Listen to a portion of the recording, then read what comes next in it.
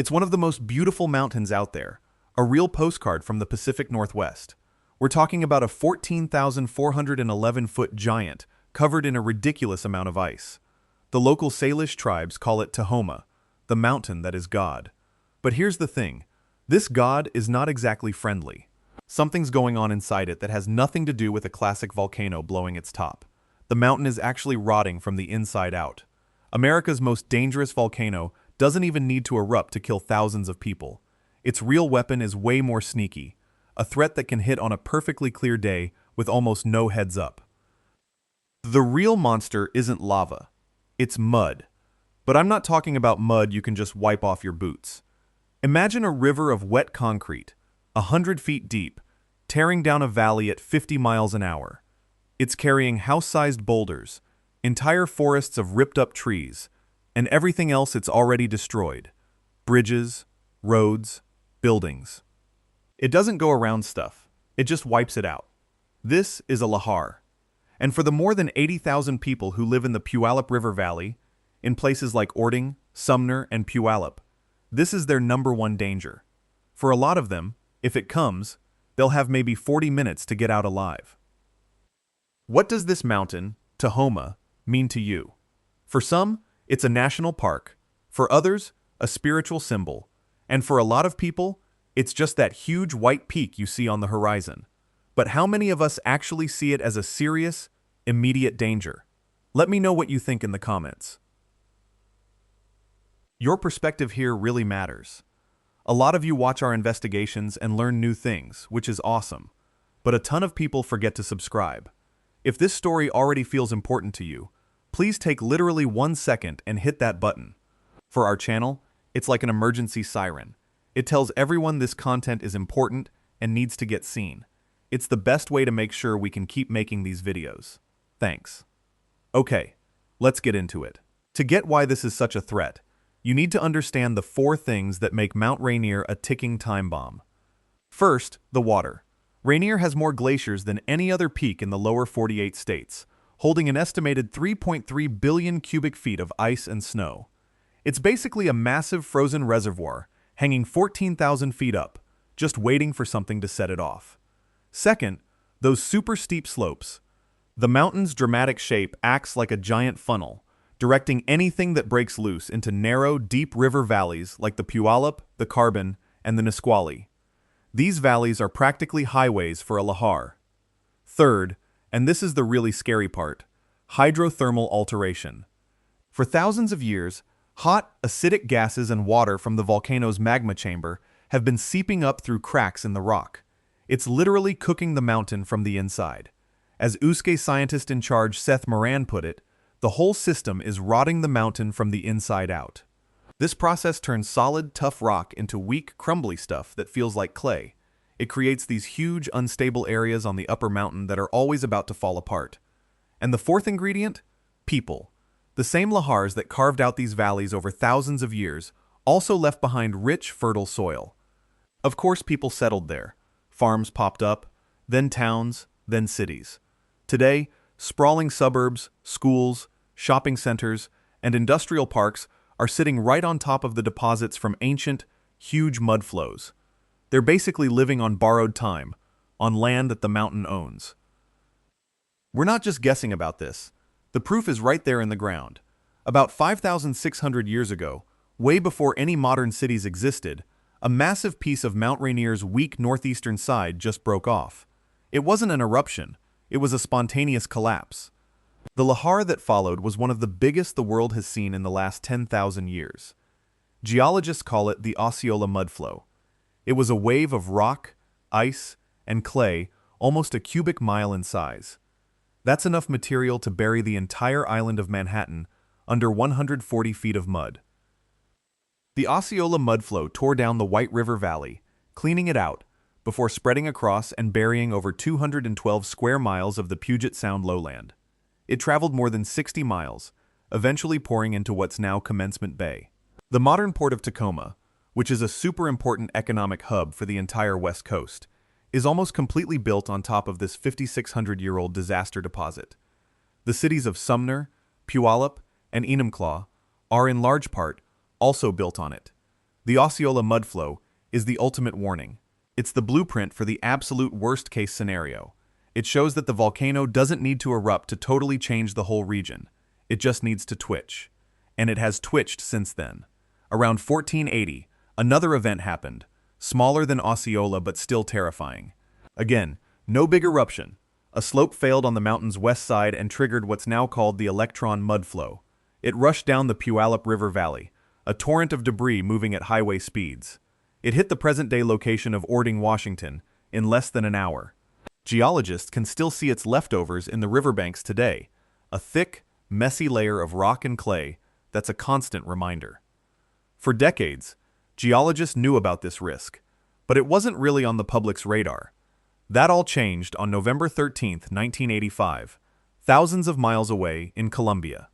The Nevado del Ruiz volcano, a 17,000-foot ice-capped peak really similar to Rainier, had a pretty small eruption. The hot stuff melted a tiny bit of the summit's glaciers, sending a bunch of lahars down the surrounding river valleys. One of those lahars, a 100-foot wall of mud, slammed into the town of Armero. The town had been built on deposits from an old lahar back in 1845. Scientists had actually warned about the risk. They'd even drawn up hazard maps. Those maps showed Armero squarely in the danger zone. But the warnings were ignored, communication fell apart, and the town was asleep when the mudflow hit. It buried Armero completely, killing more than 23,000 of its 29,000 residents. The tragedy of Armero was a brutal, horrifying wake-up call for volcanologists in Washington state. They looked at the maps of Armero and saw a nearly perfect reflection of the towns in the Puyallup River Valley. They saw Orting. Think about it for a second. With that kind of geologic history and the horrifying lesson of Armero, what does a town do? If you had 40 minutes to evacuate your home, what's your family's plan? What do you grab? What do you leave behind? It's a chilling thought experiment. Drop your answer below. I'm really curious how people would react. The city of Ording, Washington, has about 8,000 people. It's pretty, nestled in the Puyallup Valley, with an amazing view of the mountain.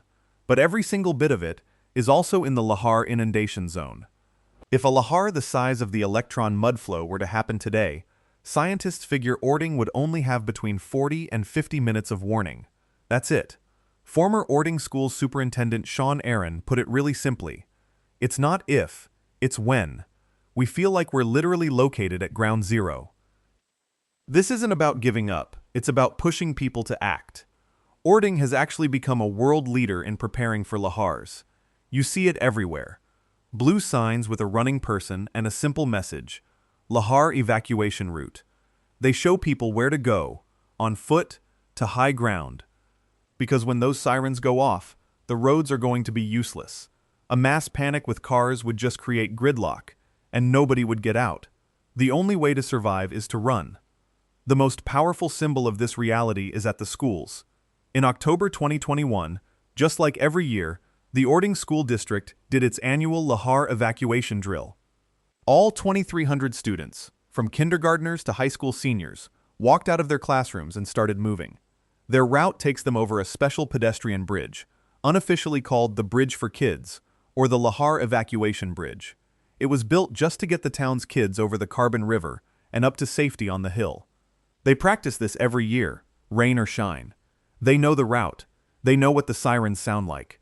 They are a community living with this constant, low-level knowledge that the mountain could try to kill them at any moment. But how would they even get that 40-minute warning?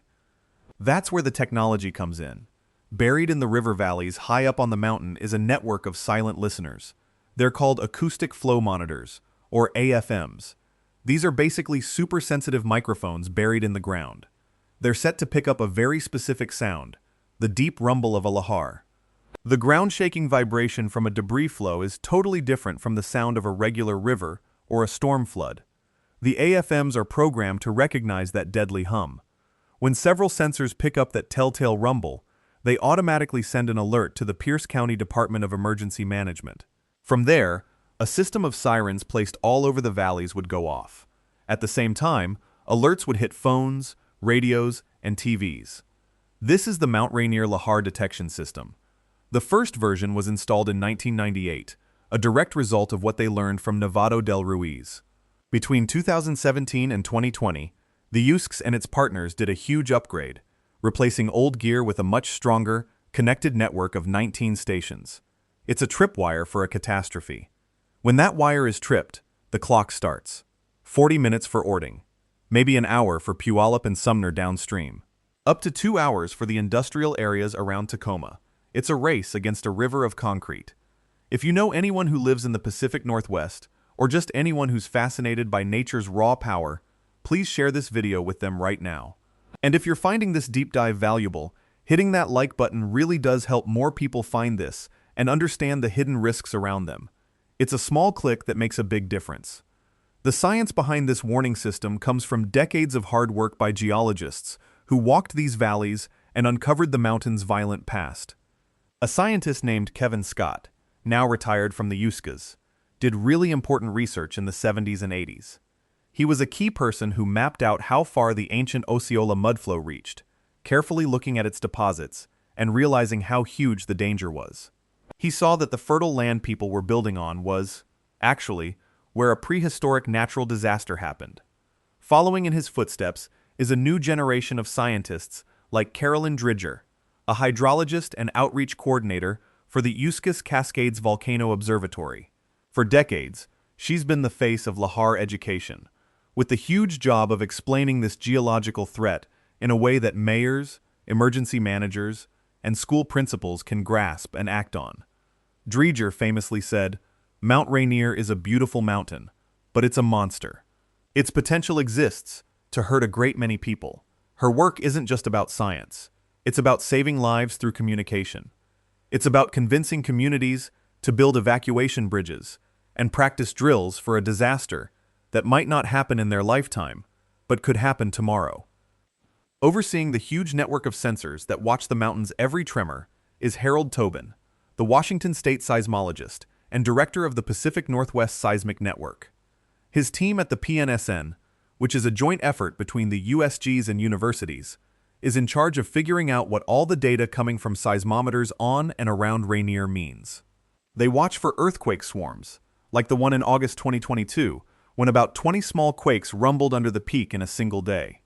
While that event was considered normal, it's exactly the kind of unusual activity that puts scientists on high alert. Is it just the mountain settling? Or is it a sign of magma moving, of pressure building up? Is it a warning sign for a steam blast explosion that could destabilize a slope? Every tiny shake raises a question. You know, this is the kind of detail I love getting into. The individual stories and specific tech behind these massive topics. I know I've asked before, but if you're still with me on this video and haven't subscribed, please consider doing it right now. It tells the algorithm that in-depth, thoughtful stories like this one matter, and that lets us make more of them. It really makes a huge difference. Thanks for that. Let's get back to what a lahar would actually do.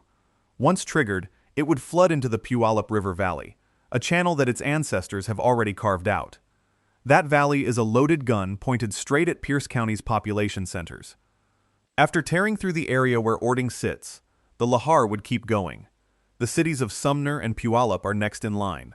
With a warning time of maybe an hour, these much larger communities, with over 50,000 people combined, would face an almost impossible evacuation challenge.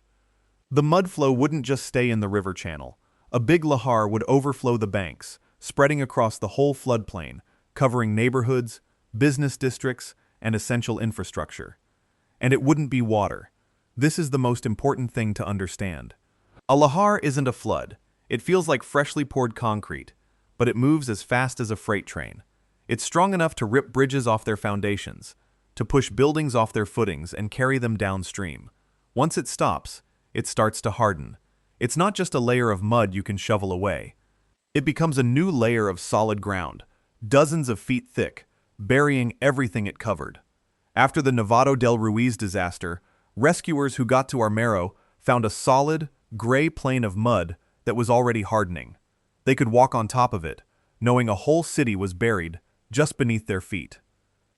The danger isn't just in the Puyallup Valley either. The Carbon River, which joins the Puyallup near Ording, drains the north side of the mountain and poses its own fast-moving threat. To the south, the Nisqually River drains the huge Nisqually and Wilson glaciers, putting communities and infrastructure along its path at risk. To the northeast, the White River Valley, where the ancient Osceola mudflow traveled, remains a main route for future disasters.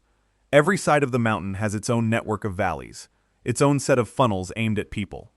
This brings us to the weird thing about living near Mount Rainier. Why? Why build a school in a spot that might get buried under 100 feet of mud? Why build a city on top of disaster deposits from 500 years ago?